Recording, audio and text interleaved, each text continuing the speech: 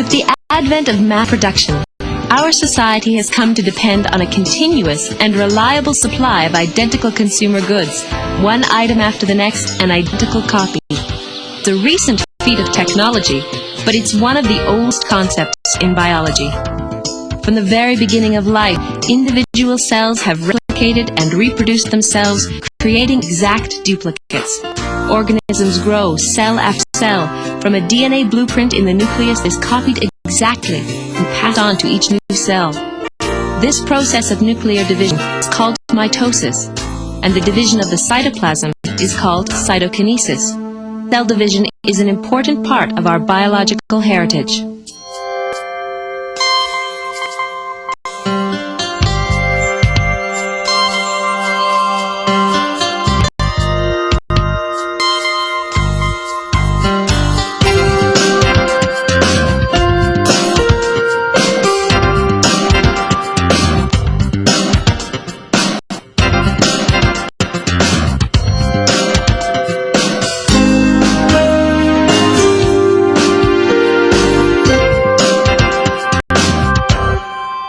In this program, you'll examine the life cycle of the cell, which includes the process of cell division.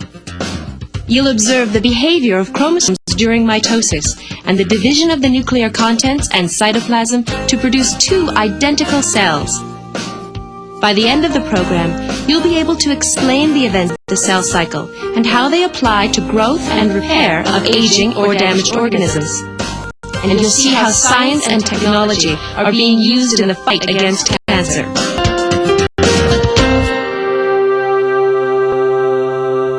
What are you and Cam looking at, Bibi? It's epithelial tissue magnified 400 times. Pretty good view. Are there any structures in the slide that either of you can identify using this model? Well, there's the nucleus, there, the nucleolus, there, and the cell membrane, just right around there. Now, there's also some dots in the cytoplasm, but that's about all you can see. That's pretty good. I have a plant slide. It's a cross-section of a leaf. Well, why don't you put it on the light microscope and we'll have a look. Sure.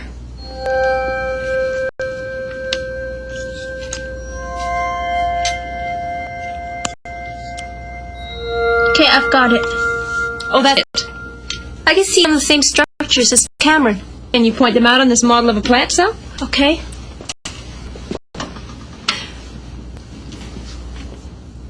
There's the nucleus,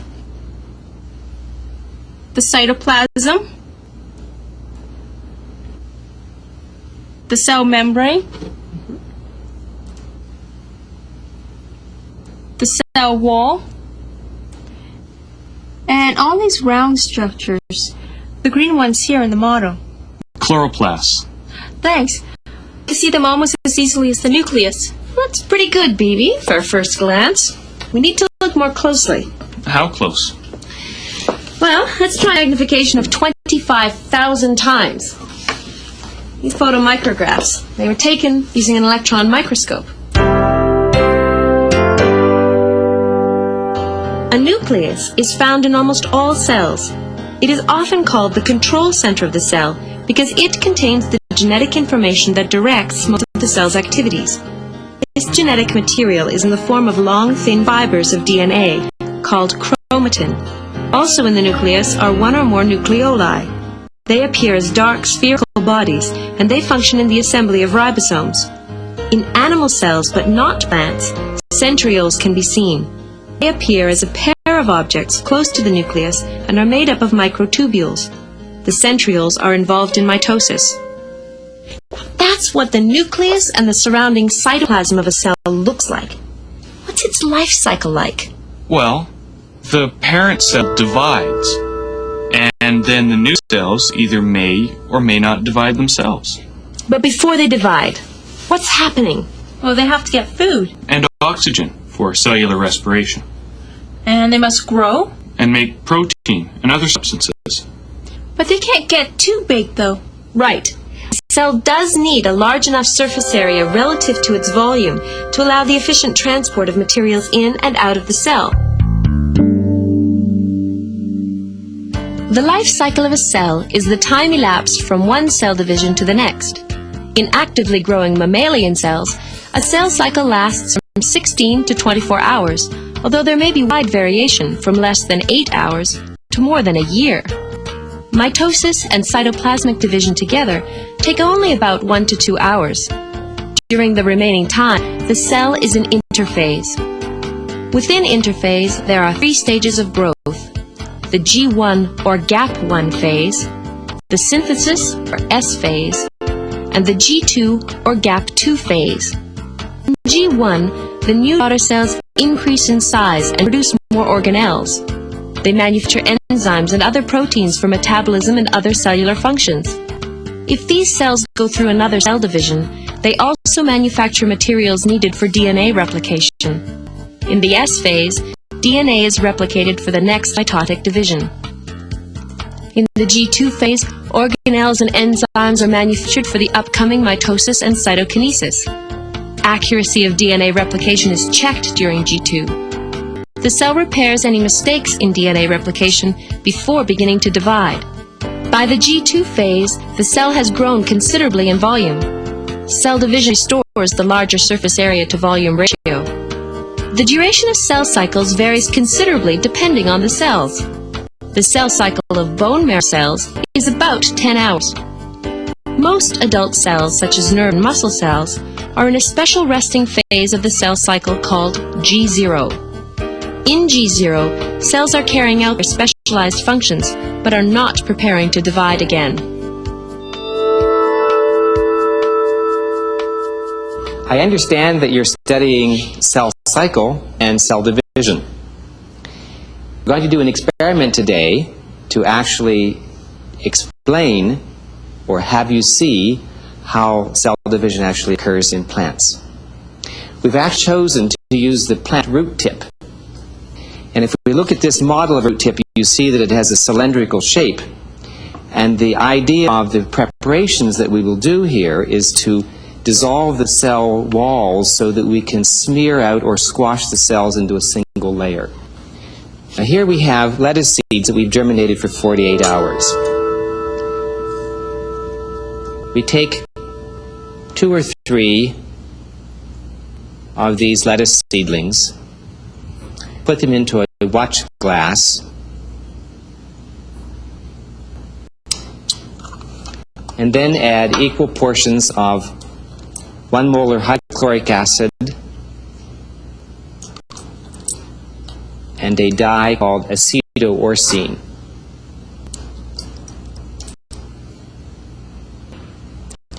The hydrochloric acid dissolves parts of the cell wall so that the cells can separate nicely when you do the squash, and the acetoorcine is the dye that we use to stain the DNA.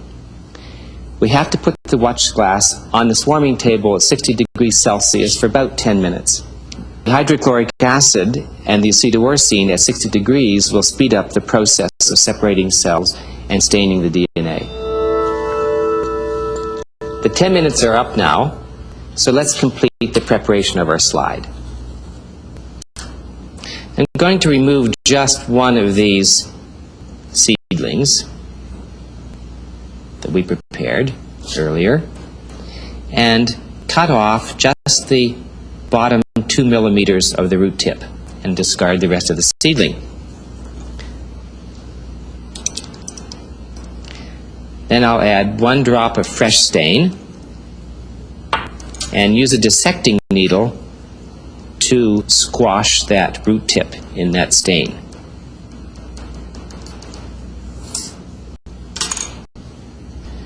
Then I'm going to apply my cover slip,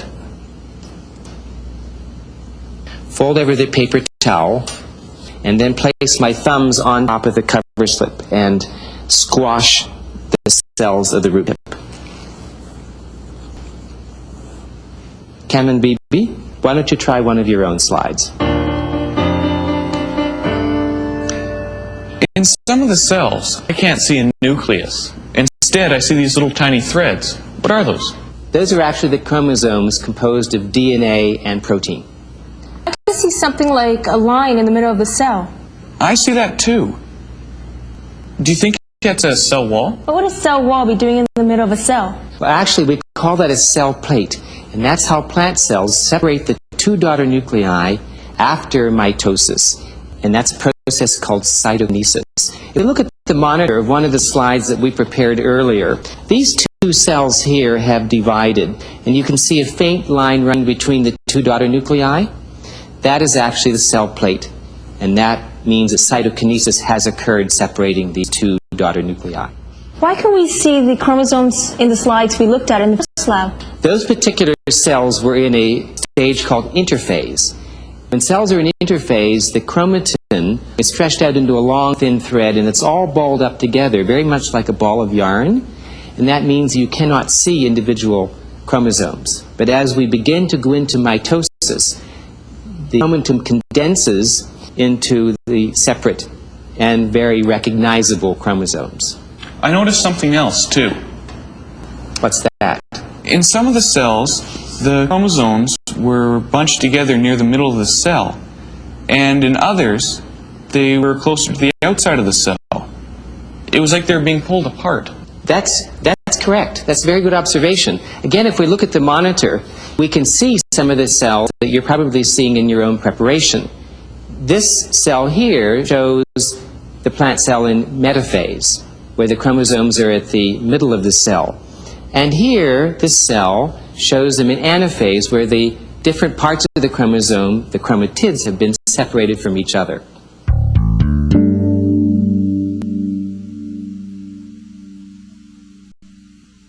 Mitosis is a series of events that causes a cell's chromosome to be divided. The process of mitosis takes place in 4 phases: prophase, metaphase, anaphase, and telophase. Specific events occur in each phase. There are no pauses between them. The process is continuous.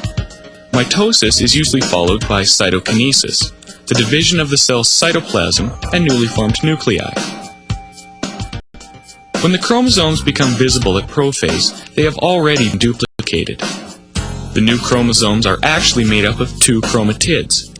Each chromatid pair has identical sets of genes. The 2 identical chromatids are attached to each other at a point called the centromere. If you want to count chromosomes, a good rule of thumb is to count centromeres. If there is only one centromere, there is only one chromosome. In prophase, the centrioles in animal cells are also seen moving to the poles of the cell, forming the spindles. The nuclear envelope breaks up and the nucleoli disappear. In metaphase, the asters are pushed further apart by the mitotic spindle growth. The chromatid pairs move to the center of the cell and be seen attached to the spindle fibers. Spindle fibers attach to the centromeres and are responsible for separating the chromatids during mitosis.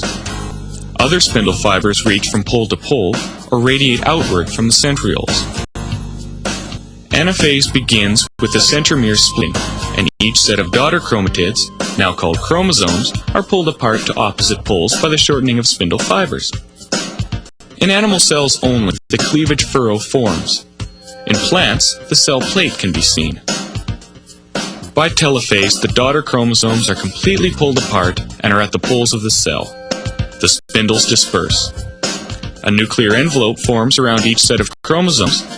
The chromosomes become more thread-like as they uncoil, and the nucleolus reforms. During anaphase, cytokinesis begins.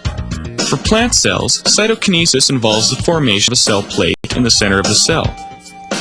Carbohydrate molecules fuse together to form a new cell wall. Cytokinesis in animal cells is different. Microfilaments, which form a ring around the equator of the cell, contract and cause a cleavage furrow to form. Cleavage furrow deepens and pinches the plasma membrane in half, so that 2 new cells are formed.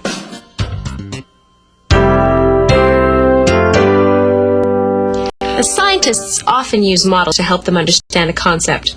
I've brought in this sheet of Bristol board to represent the inside of a cell.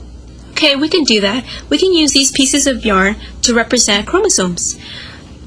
That would mean this is a cell with 2 chromosomes. Okay. Now in S phase of interphase, these chromosomes would have doubled.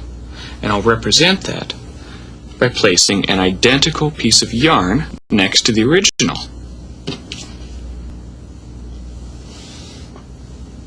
But this isn't visible until prophase. Right. The centrioles become visible during prophase as well. That's where the spindle fibers are formed. We can just imagine the spindle fibers. It'd be too difficult to draw them. But the spindle fibers will attach to the centromeres of these chromosome pairs. I'll place these yarn chromosomes and put these marshmallow centromeres on. Okay, L would be metaphase, so the chromosome pairs would line up on the equator of the cell. Like that. And here comes anaphase. I'll need some help here. So if each one of you can grab a centromere. Okay, the centromeres divide and the chromatids are pulled to opposite poles. The result of this is there is the same number and type of chromosomes at each pole. There's also the same number and type of chromosomes as we had in the original cell. And now the chromosomes would revert back to their original form of chromatin. But what about a nuclear envelope? Well, two new nuclear envelopes would form, one for each. Then cytokinesis would complete, and two new cells would be formed. Houston, we have mitosis.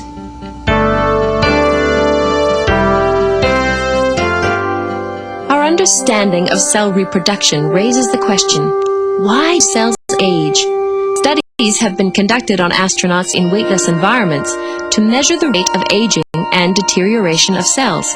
The evidence indicates that inactivity promotes more rapid cell deterioration.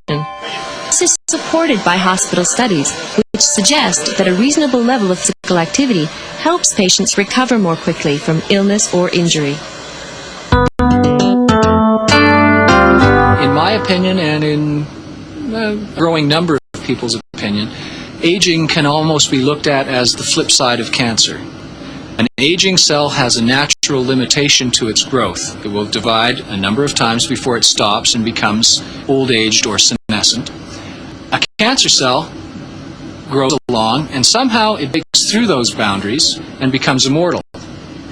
If we understand the genetic mechanisms that limit the growth of normal cells as they become senescent, we'll obviously understand those limitations that are gotten around by the cancer cell, mutated somehow in the cell, and contribute to the formation of an immortalized cancer cell. We're doing research primarily using the so-called fibroblast cell type model.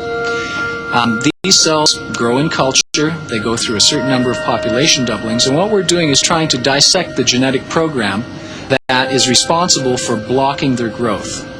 We have models that are normal cells. In fact, I've given cells to the cause, and some experiments are done on my cells, and we've picked on some people on the floor as well. We also have very defined cell lines from the American type tissue culture collection in the lab.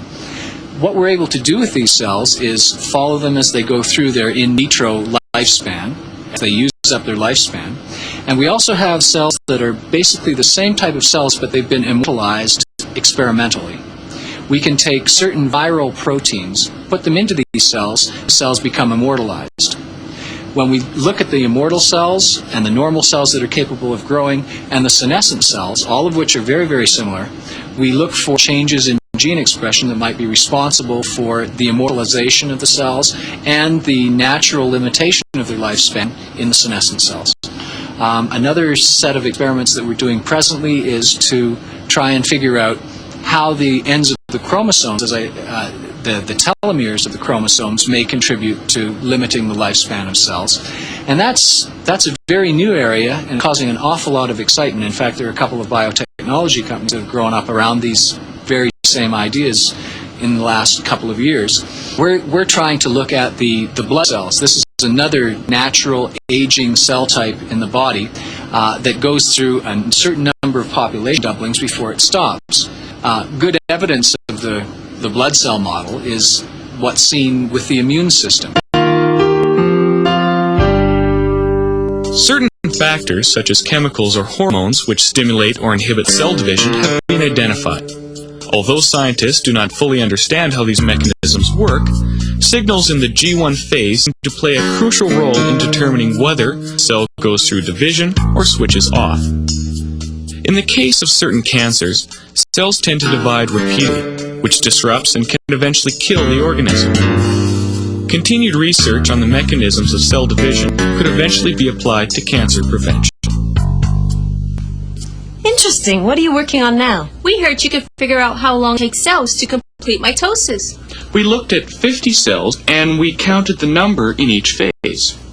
Here we have 33 prophase, 12 metaphase, 2 anaphase, and 3 telophase. And if we assume that it takes 60 minutes for onion root cells to complete mitosis, and that the number of cells we counted each phase is a measure of the time required for that phase, then 33 out of 50 times 100, which is 66% or 40 minutes, is spent for prophase, 24% or 14 minutes in metaphase, 4% or 2 minutes in anaphase, 6% or 4 minutes in telophase.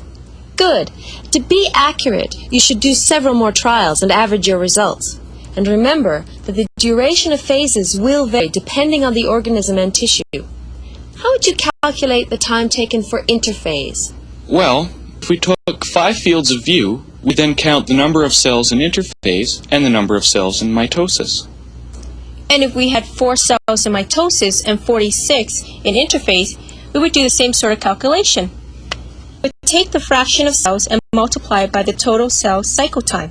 If the total cell cycle time is 10 hours, then 46 divided by 50 times 10, or 9.2 hours for interphase, 4 divided by 50 times 10, or 0.8 hours for mitosis. Yes, that would work well.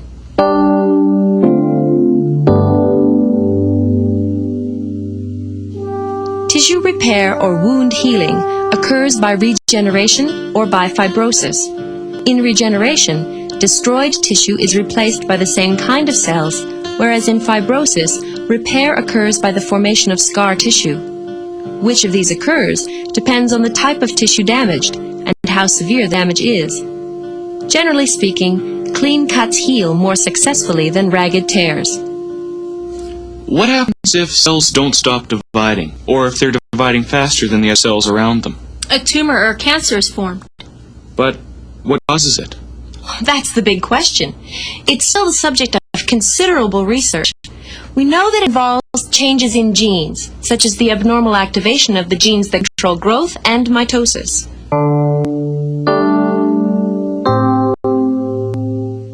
So in cancer, what happens is you get excessive production of growth factors causing excessive proliferation, or you get loss of inhibitors which allow mitosis to continue. And in the really malignant ones, you generally have both factors. You have both stimulating factors to growth and you have loss of inhibitory factors. So those are the major things that make a cancer cell differ from a normal cell. What we are looking for as a pathologist when we examine it under the microscope is how it differs from the normal tissue, okay? And one of the easiest ways to determine how it differs is by examining it for mitotic figures. In a normal tissue that's turning over at the normal rates, you rarely see mitotic figures. If you've got a cancer, you get increased numbers of mitotic figures, and the more rapidly it's growing, the more mitotic figures you get. The commonest treatment is still surgery to remove the tumor, but in many instances that's totally inadequate. So nowadays we generally supplement them with 2 major kinds of treatment, radiation therapy and chemotherapy. Radiation is exposing the tumor area to X-rays, of a certain kind of X-rays.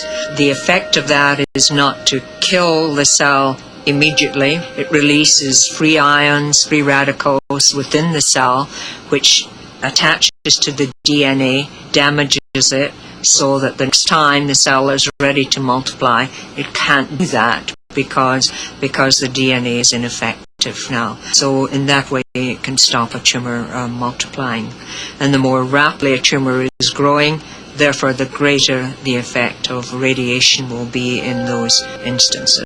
Now what you have to be careful of with radiation is that any normal tissues which are turning over rapidly will also be affected by the radiation if you're if your field is not very confined. And that's why you get the side effects of radiation. The lining of the stomach and the rest of the GI tract turns over very rapidly, renews itself very rapidly, so you often get nausea and vomiting associated with radiation treatment. Similarly, your bone marrow is turning over very rapidly all the time. After radiation, they often get a low white count, which makes them more prone to infections. Chemotherapy, there are a large number of drugs available nowadays that affect different kinds of tumour. The vincristine attaches itself to microtubules which make up the spindle forms during mitosis. So when that happens, of course, mitosis can't occur in the normal fashion. It becomes very abnormal. You get very bizarre shaped mitotic figures when you see it under the microscope. And of course, the resultant cells are even more abnormal and they can no longer proliferate. So in that way, you can stop the growth of tumour. Another example of a chemotherapeutic agent is methotrexate. It's used for a lot of tumours. It's used for some leukemias as well. It's used for a lot of brain tumours. It's used for testicular tumours and many varieties. It acts differently from vincristine.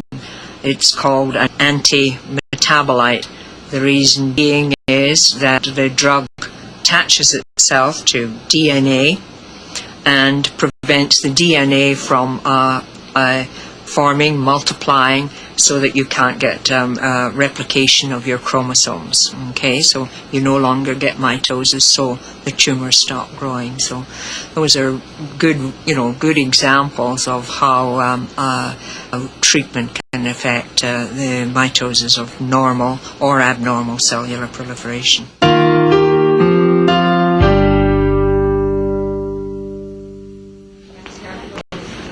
In this program, we've seen how two identical cells are formed by the orderly processes of mitosis and cytokinesis.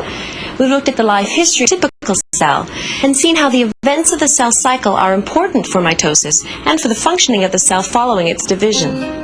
In our own bodies, trillions of cells arose from a single-celled zygote and then differentiated into various tissues with specific functions. Now, that's a lot of mitosis.